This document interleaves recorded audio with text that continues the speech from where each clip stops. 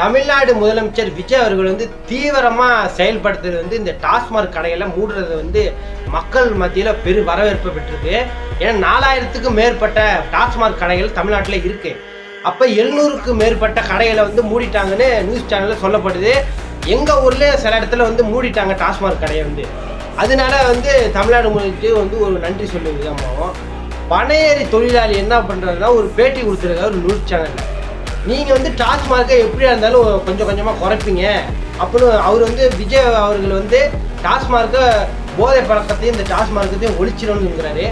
அதே போல் இந்த டாஸ்மார்க்கை ஒரு சைடு பாதி ஒழிச்சிக்கிட்டே இருந்தாலும் அப்போ இந்த கல் இறக்குமதி தடையை வந்து தமிழ்நாடு அரசு வந்து தடை பண்ணி வச்சிருக்கு. போன ஆட்சிலையும் இந்த வருங்கால ஆட்சிலையும் நடந்த ஆட்சிலையும் தடை பண்ணி வச்சிருக்குல்ல கல் இறக்குமதியை.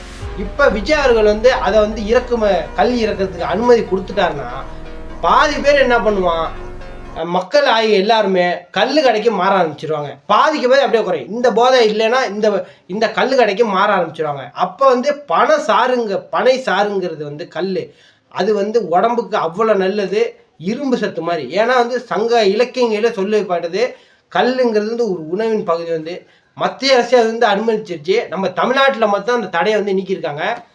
கல்லுலேருந்து கருப்பட்டிலேருந்து எல்லாமே தயாரிக்கலாம். சத்தான பொருட்கள் பனை வந்து உற்பத்தி ஆகி விவசாயம் வந்து ஆரம்பிச்சிட்டுனா முக்கால்வாசி பிரச்சனை தீர்ந்துடும். அந்த ஆஸ்பத்திரி செலவு எல்லாமே தீர்ந்துடும்.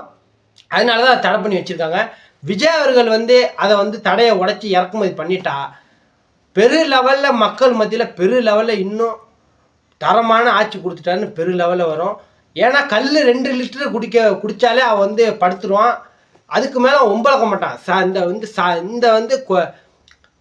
இந்த டாஸ்மார்க் போதை என்பது வந்து ஒருத்தனை ஒம்பளக்க துன்றதும், ஒருத்தனை வெட்டுறதும், ஒருத்தனுக்கு பாலியல் ஒரு பெண்களுக்கு வந்து பாலியல் துன்புறுத்தலும் இந்த போதையில் தான் வருது. இதே கல் குடிச்சு அந்த அளவுக்கு போதையெல்லாம் வராது. அது வந்து ஒரு லிமிட் தான்.